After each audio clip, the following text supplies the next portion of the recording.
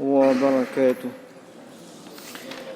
إن الحمد لله نحمده ونستعينه ونستغفره ونعوذ بالله من شرور أنفسنا وسيئات أعمالنا.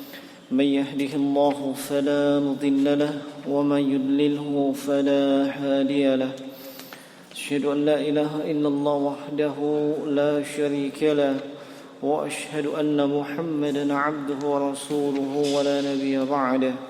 صلى الله عليه وعلى آله وأصحابه ومن اهتدى ومن تمسك بسنته وطريقته إلى يوم الدين. ثم ما بعد.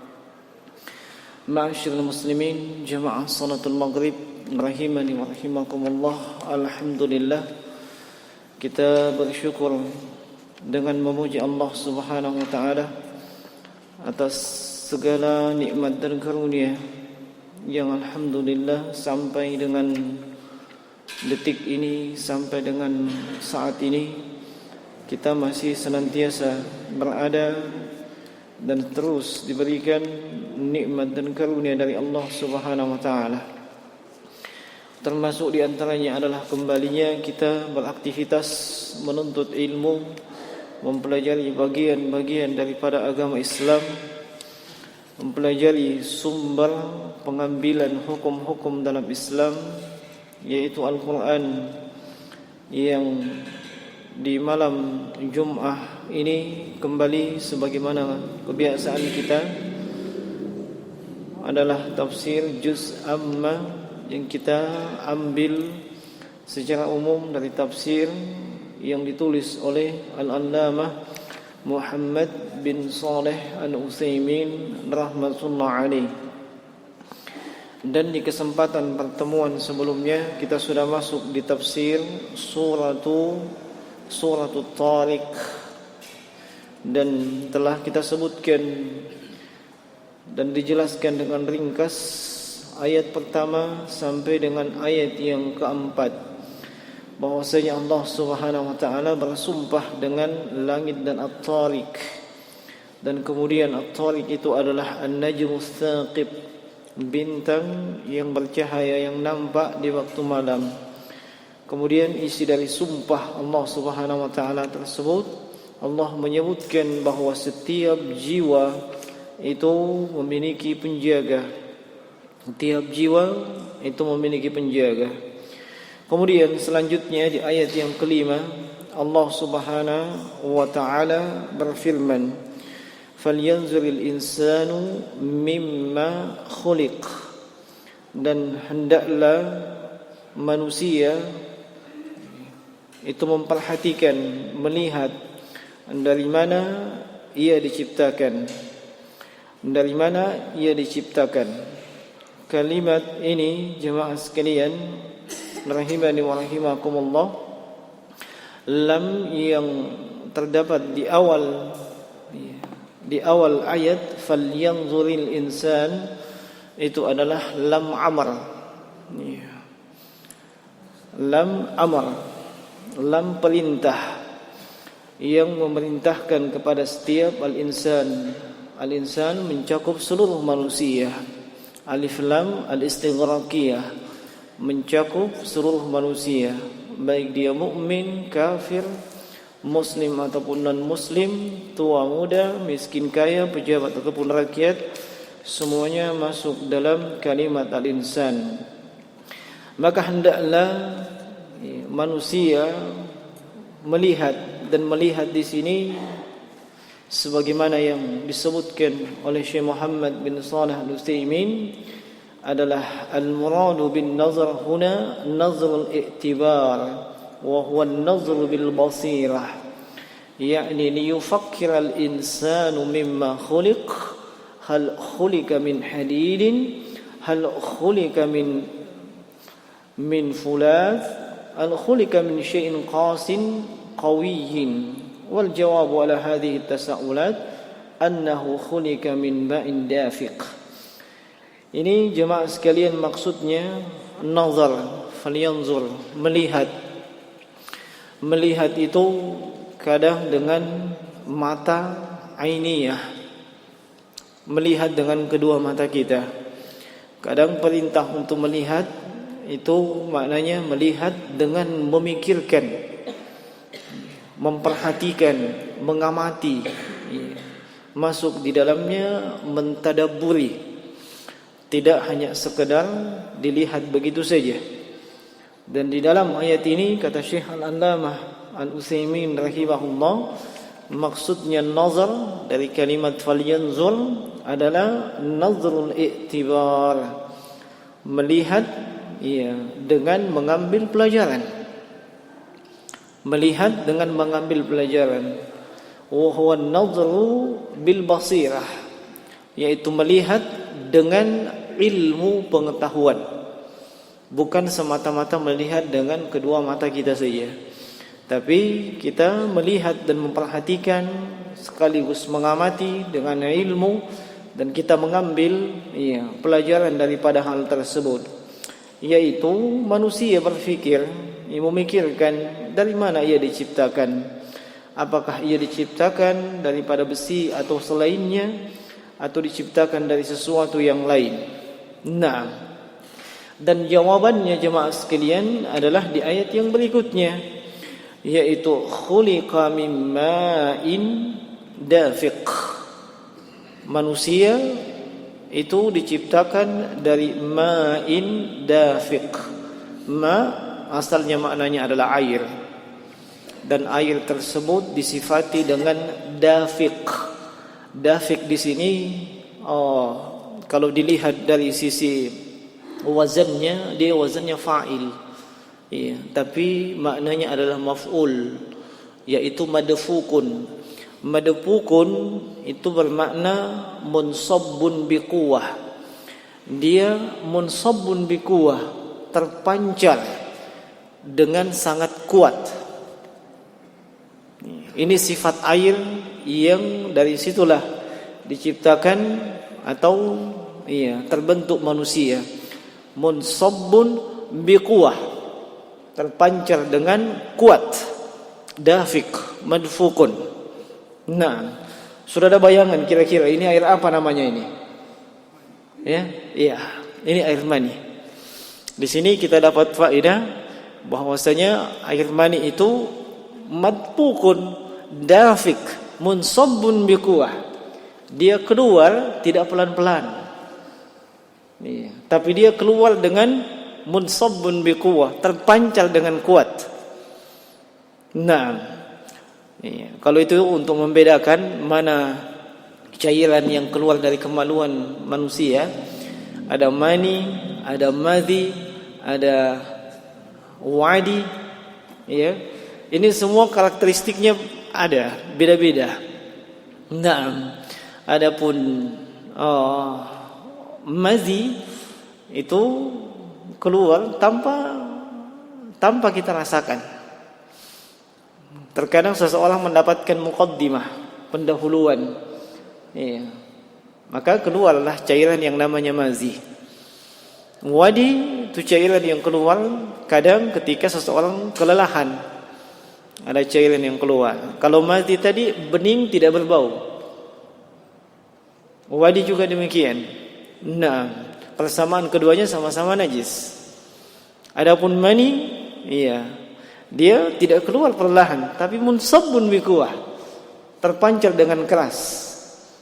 Perbedaannya dengan mazi, keluarnya mani langsung setelahnya 5L. Letih, lesu, lemah, loyo. Saya lupa L yang kelima. Itu kalau habis keluar mani ya. Tapi kalau mazi tidak ada perasaan apa-apa. Nah, tidak ada perasaan apa-apa. Demikian juga dengan wadi. Tidak ada perasaan apa-apa. Tidak letih, tidak lesu, tidak lemah, tidak loyo.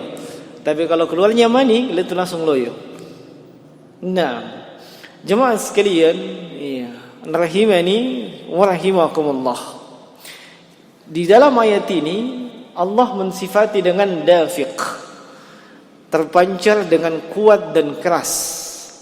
Nah, dan kata Syekh Muhammad bin Shalih Al-Utsaimin, wa huwa ma'ur rajuli wa wasafahu Allah Ta'ala fi ayatin ukhra bi annahu ma'un muhinun dha'ifus sailan laisa kal ma'il 'adi al-muntaliq, yaitu airnya laki-laki.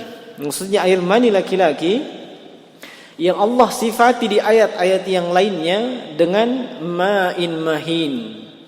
Iya, dengan ma'in mahin. Iya, khalaqal insana min ma'in mahin. Di ayat yang terdapat dalam surah As-Sajdah, alladzi ahsana kulla syai. Ya, alladzi ahsana kulla syai. Dialah Allah yang menciptakan ciptaannya dengan ciptaan yang terbaik. Wa bada'a khalqa al-insan min tin. Kemudian memulai menciptakan manusia dari tin, dari tanah. Kemudian setelahnya apa? Summa naj'al sulalatuhu min ma'in mahin. Kemudian dijadikan keturunan daripada manusia yang pertama. Manusia yang pertama diciptakan dari tanah. Ya. Kemudian dijadikan anak keturunannya min ma'in mahin, dari air yang mahin. Mahin itu hina, rendah, tidak ada nilainya. Iya, tidak ada nilainya baik dari sisi materi maupun selainnya. Iya, makanya air mani itu jangankan mau dibeli, dikasih gratis orang mungkin tidak ada yang mau. Nah, ada yang mau dikasih gratis juga tidak ada yang mau. Nah, yang jelas, dia disifati di ayat yang lain dengan air yang hina. Dan di ayat yang lainnya, air tersebut disifati dengan nutfah. Ya, seperti salah satunya terdapat dalam surah Al-Mu'minun. Iya, surah Al-Mu'minun, "Tsumma ja'alnahu nutfatan fi qararin makin", di ayat yang ke-13 kalau saya tidak salah ingat. Kemudian kami jadikan air tersebut nutfah fi qararin makin, di tempat yang kokoh, itu rahim. Nah, dari sini nanti berkembang menjadi mudghah. Kemudian berkembang dari nutfah, alaqah, mudghah, kemudian idham. Dari nutfah, mani menjadi alaqah segumpal darah, menjadi mudghah segumpal daging, kemudian idham, tulang. Fakasawna al-idhama lahma. Tulang tersebut dibungkus lagi dengan daging. Lalu setelahnya faja'alna summa ansha'nahu khalqan akhar. Kemudian kami jadikan dia sebagai makhluk yang lain, bukan lagi sekedar segumpal daging, tapi sudah menjadi manusia. Nah, tapi asalnya dia adalah air yang dafik, air yang mahin, dan air yang disifati dengan nutfah. Ini asal penciptaan manusia. Kalau manusia tercipta dari hal yang rendah dan hina seperti itu, lalu untuk apa ia menyombongkan diri di kehidupan dunia ini? Dia berasal dari air yang hina, yang tidak memiliki nilai dari sisi materi. Iya, tidak memiliki nilai dari sisi materi. Olehnya, tidak layak dan tidak pantas seseorang yang berasal dari hal tersebut kemudian dia sombong. Apalagi ia keluar dari dua saluran kencing. Dua saluran kotoran.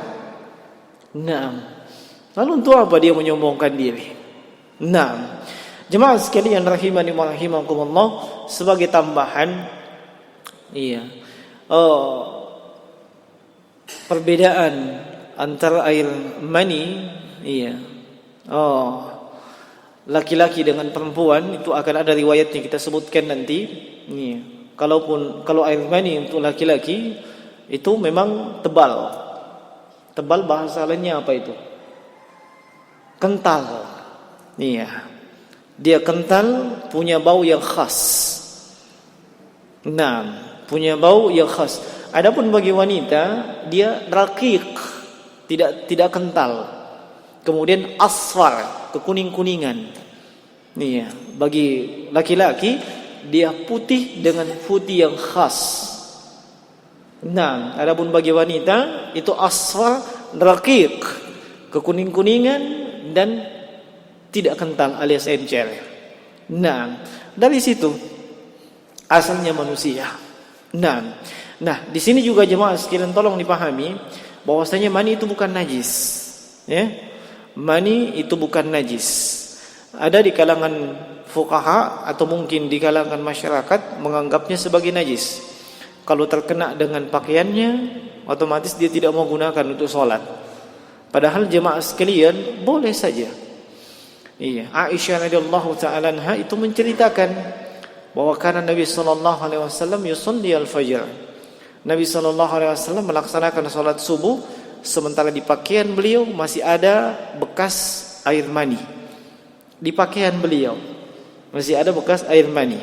Itu menunjukkan bahwa itu bukan najis. Nah, seandainya itu najis, maka Nabi tidak akan pakai pakaian tersebut. Atau seandainya itu najis, maka setelah sholat beliau akan jelaskan ini najis. Tapi ternyata tidak, sehingga tidak boleh dihukumi air mani itu sebagai air mani itu sebagai najis. Hanya mimbabil aula, mimbabil aula, lebih utama kalau pakaian tersebut tidak ada maninya. Sebab bisa jadi itu bisa menjadi pembicaraan di tengah-tengah masyarakat, dan mungkin bisa dijadikan bahan guyonan di tengah teman-teman kita.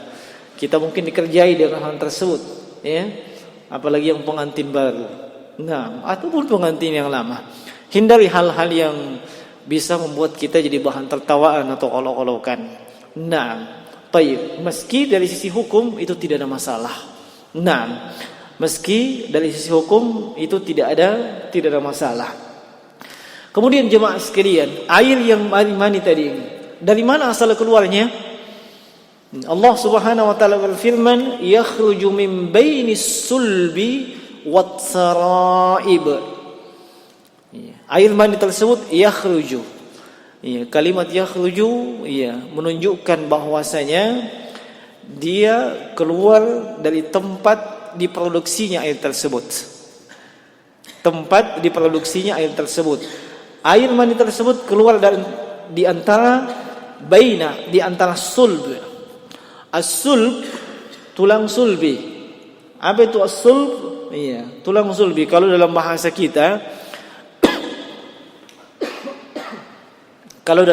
kita, disebut dengan tulang apa?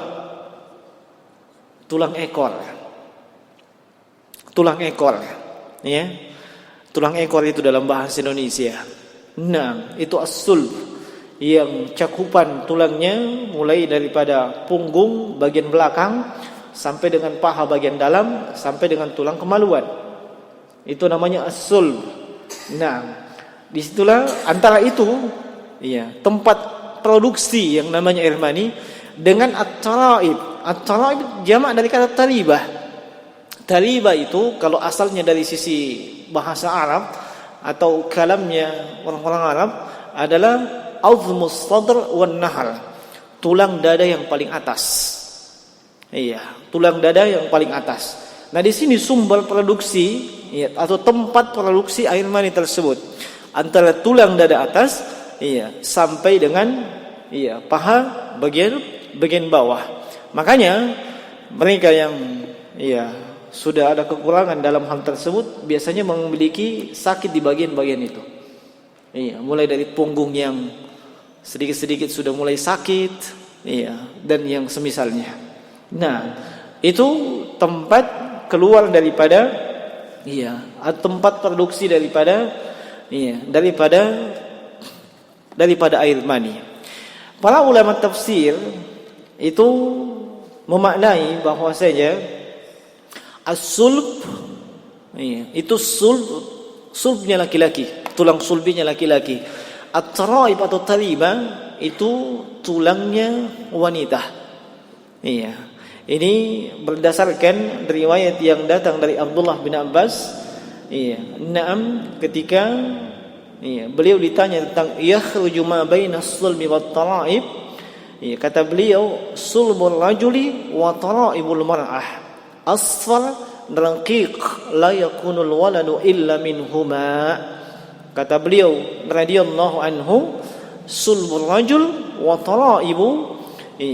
taraibul mar'ah, tulang sulbinya laki-laki dan tulang dadanya wanita. Asfar raqiq, yang air mani wanita itu asfar, kekuning-kuningan. Raqiq, tidak tebal atau tipis.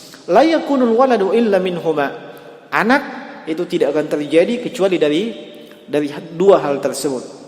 Tentu dengan izin Allah Subhanahu, tentu dengan izin Allah Subhanahu wa taala. Nah, sementara di sini Syekh Muhammad bin Shalih Al-Utsaimin rahimahullahu taala mengatakan min bainis sulbi rajuli wa tara'ibi a'lahu sadr wa hadha yadullu ala amaki mukhrij hadzal ma'. Yang dimaksud dengan ayat ini, kata beliau, keluarnya mani tersebut berada di antara tulang sulbi laki-laki dan tulang caribahnya laki-laki juga. Nah, beliau berpendapat demikian sebab kalau berpendapat dengan pendapat yang kita sebutkan tadi, itu mengatakan khilafu zahirul lafaz, itu menyelisihi lafadznya secara tekstual. Tapi apa yang kita sebutkan di awal tadi, bahwasanya tulang sulbi laki-laki dan tulang dada perempuan itu sesuai dengan riwayat daripada Abdullah bin Abbas radhiyallahu taala anhuma. Nah, ma'asyiral muslimin, rahimani wa rahimakumullah. Ini menunjukkan bahwa betapa sumber produksi air mani tersebut cukup dalam tubuh kita. Nah, cukup dalam tubuh kita. Dan tulang sulbi, atau ujung daripada tulang manusia yang punggung, tulang ekor, itu tidak akan hancur. Dari situlah nanti manusia akan dibentuk, sejak awal ia dibangkitkan seperti sedia kala. Dari seluruh tulang manusia yang masuk di kuburan, semuanya akan hancur. Jangankan tulang, daging otot semuanya hancur. Kecuali tulang sulbi itu, dia tidak akan hancur. Nabi SAW itu mengecualikan hal tersebut di dalam sabda beliau, sebagaimana diriwayatkan oleh Imam Bukhari dan Imam Muslim dalam sahihnya, yaitu azmuz zanabi, tulang ekor, tulang sulbi. Nah, itu yang dari situlah manusia akan dibangkitkan seperti mana tanaman yang tumbuh pertama kali ketika hari kebangkitan. Nah, itulah tulang yang tidak akan hancur. Nah, ma'asyiral muslimin, rahimani wa rahimakumullah. Kemudian Allah Subhanahu wa taala berfirman, innahu ala raji'ihi laqadir. Sungguhnya Allah Subhanahu wa taala itu maha mampu untuk mengembalikan manusia. Nah, Allah Azza wa Jalla ala raji'il insan wa dzalika yaumul qiyamah, yaitu mengembalikan manusia setelah mati dan hancur berkalang tanah. Kemudian hari kebangkitan atau hari kiamat, Allah maha mampu mengembalikannya seperti sedia kala. Allah maha mampu mengembalikannya seperti sedia kala. Kata beliau rahimahullah, falladhi qadira ala an yakhluqal insanu min hadzal ma'id dafikil muhin qadirun ala an yu'iduhu yaumal qiyamah. Maka siapa yang mampu menciptakan manusia dari air yang terpancar dan hina tersebut, maka tentu dia pun mampu untuk mengembalikannya seperti sedia kala pada hari kiamat. Wa hadza min babil istidlal bil mahsusi ala al manzuri al mutaraqqab. Naam. Dan ini termasuk berdalil dengan ilmu pengetahuan atau panca indera. Naam. Ini juga disebut dengan qiyasul aqli. Maksudnya, kalau Allah mampu menciptakan manusia yang hasilnya seperti kita saat ini, dari sesuatu yang hina, sesuatu yang tidak bernilai, air nutfah, maka Allah juga maha mampu mengembalikannya seperti sedia kala setelah manusia itu hancur. Allah maha mampu mengembalikannya sedia kala seperti sedia kala setelah manusia itu hancur.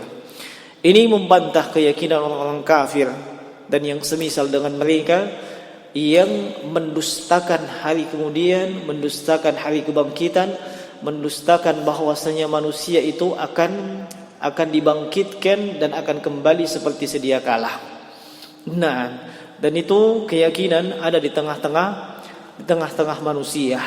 Nah, keyakinan yang berada di kepala mereka yang kafir, yang mulhid, yang tidak mengenal agama dengan baik. Lalu kapan terjadinya hal tersebut? Yauma tublas sarair.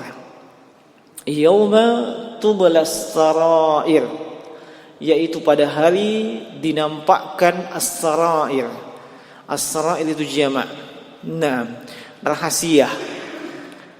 Nah, yauma tublas sarair ay tukhtabar as-sarair wa hiya al-qulub.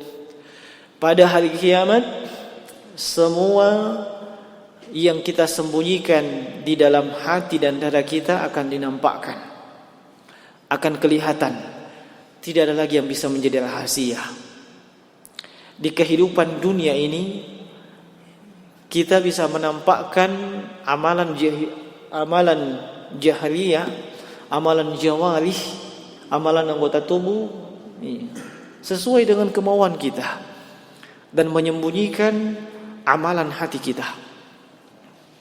Nah, olehnya di kehidupan dunia ini kita hanya bisa menghukumi sesuai dengan apa yang nampak, bukan apa yang ada dalam hati manusia.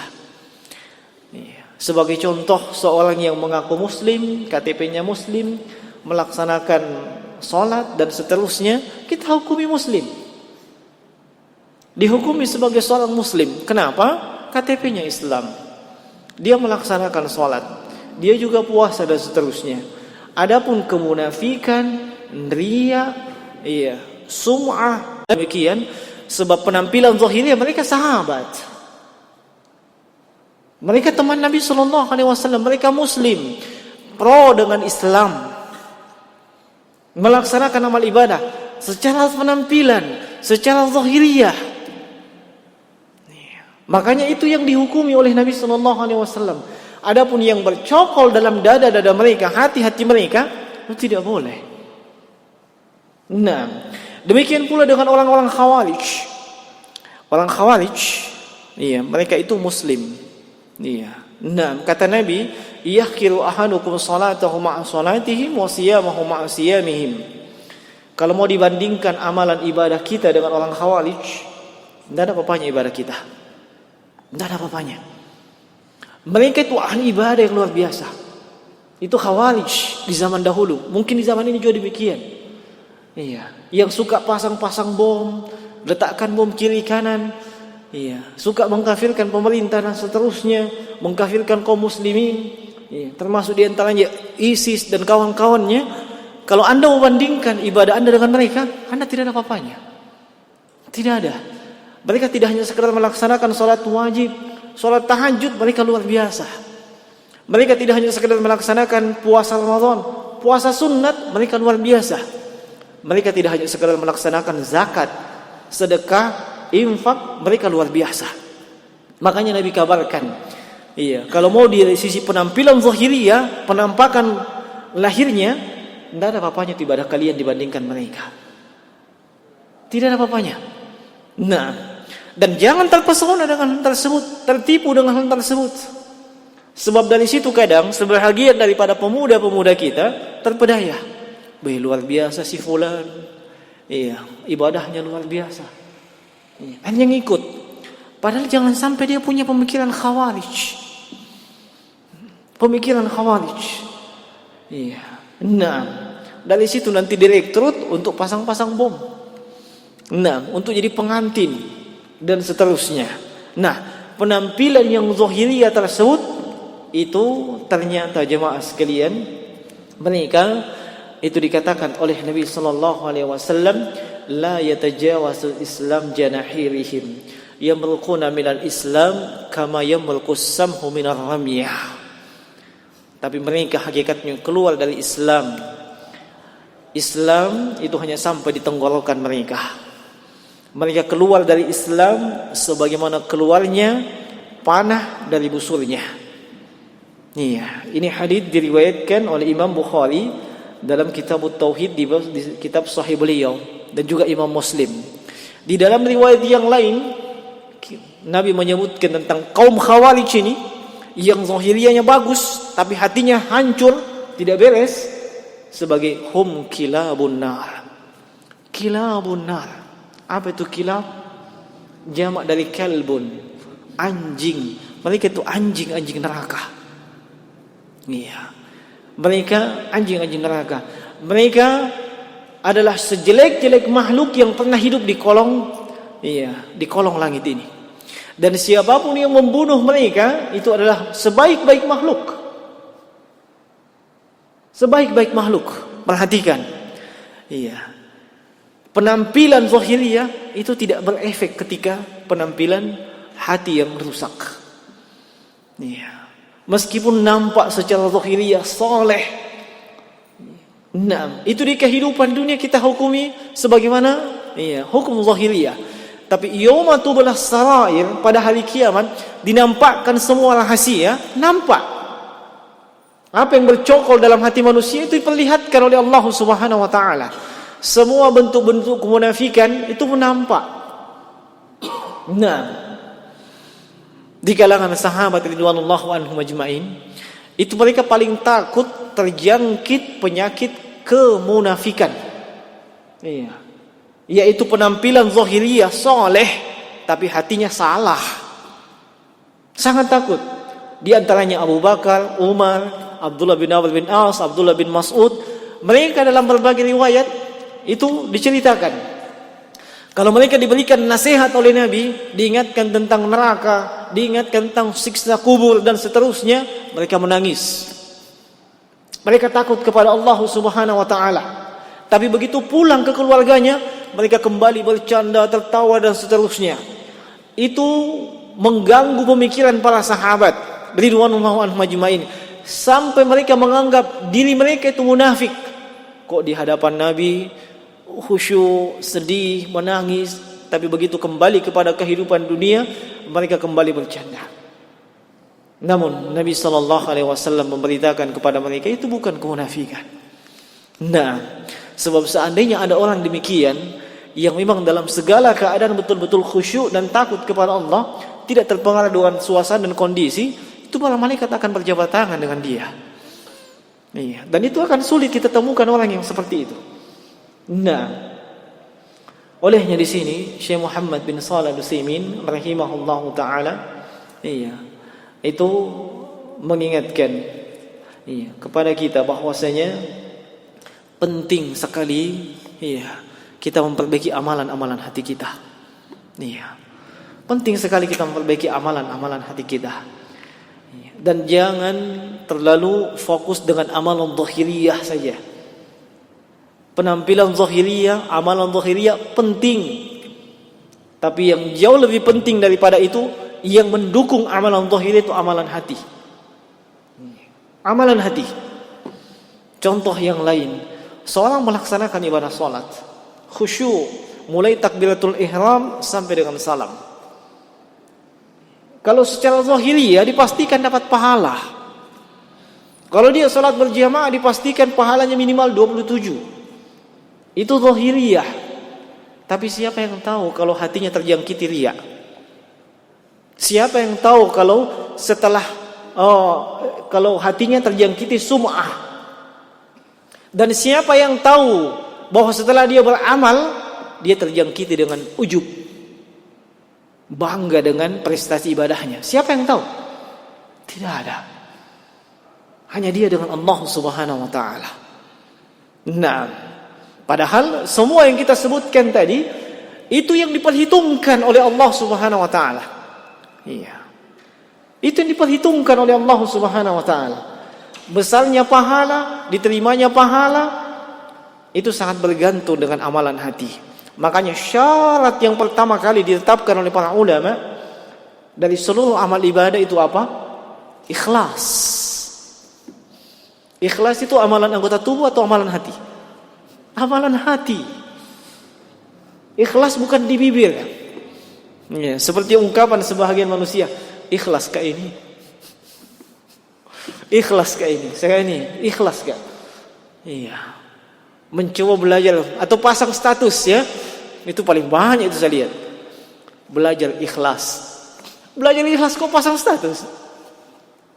Nah, semua ibadah yang dia lakukan dipasang semua statusnya. Ya, alhamdulillah bisa bangun jam 3:30 malam. Subhanallah. Nah, ini malaikat bingung nyatat apa? Nah, bisa bangun jam 4. Alhamdulillah bisa khatamkan 1 juz menjelang subuh. Wah, subhanallah. Ya, bacaan subuh imam tadi luar biasa. Sampai saya menangis, khusyuk mendengarkan. Teringat, Masya Allah kok jadi status semua itu. Kenapa mesti diumumkan semua itu kepada manusia? Toh itu rahasia kita dengan Allah Subhanahu wa taala. Nah, jemaah sekalian rahimani wa rahimakumullah. Di kehidupan dunia ini kita bisa menampakkan dan sekaligus menipu manusia dengan penampilan zahiriyah kita, dengan amalan-amalan yang zahir kita, dan hati kita hanya Allah yang tahu. Tapi di hari kiamat, yauma tublas sarair, semuanya akan dinampakkan oleh Allah Subhanahu wa taala. Semua amalan hati, perbuatan hati yang pernah kita simpan, yang mungkin mengkontaminasi amalan-amalan zahir kita, akan tublas sarair, dinampakkan oleh Allah Subhanahu wa taala. Nah, olehnya jemaah sekalian rahimani wa rahimakumullah, hendaknya kita menampakkan amalan zahiriyah yang didukung dengan amalan-amalan batiniyah. Para ulama kita terdahulu mulai daripada kalangan sahabat, tabi'in dan tabi'ut tabi'in itu sangat memperhatikan amalan-amalan hatinya.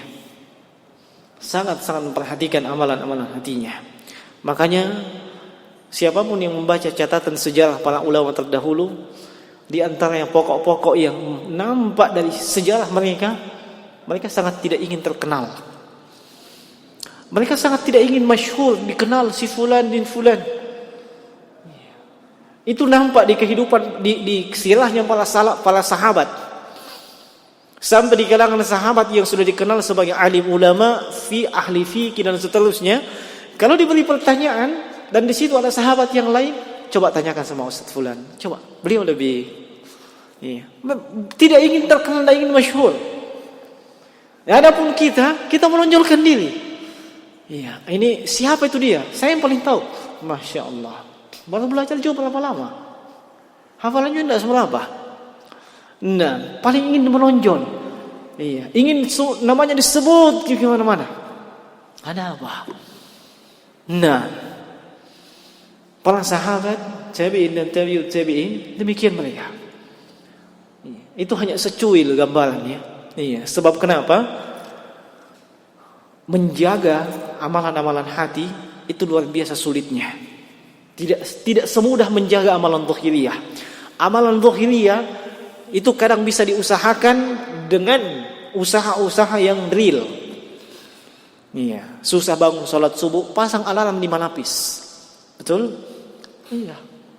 Susah salat subuh, pasang alarm 5 lapis. Ingin salat tahajud tengah malam, pasang alarm 10 lapis. Iya, semua bisa bunyi dikasih bunyi. Nah, tapi amalan batiniyah itu tidak semudah itu jemaah sekalian. Makanya Imam Tabi'in sekelas Sufyan Ats-Tsauri rahimahullahu taala itu sampai mengatakan ma'alajtu syai'an asyaddu alayya. Iya, tidak ada sesuatu yang paling berat untuk saya obati itu dibandingkan dengan amalan hati itu, yaitu keikhlasan. Kenapa?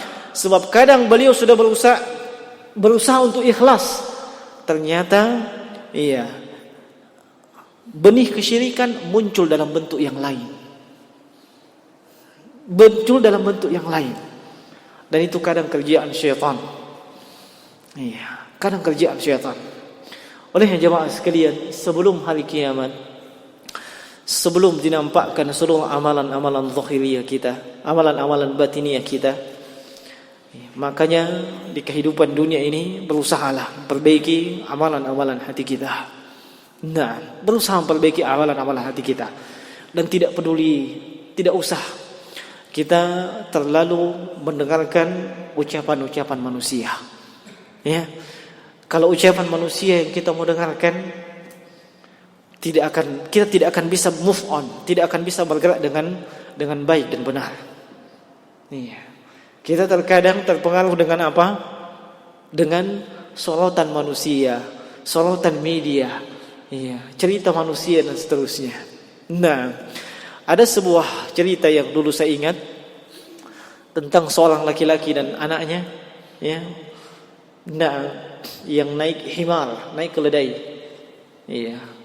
Itu hanya sebuah kisah yang disebutkan dalam kitab Silsilah yang dikeluarkan oleh Lipia Jakarta. Itu disebutkan laki-laki dengan anaknya.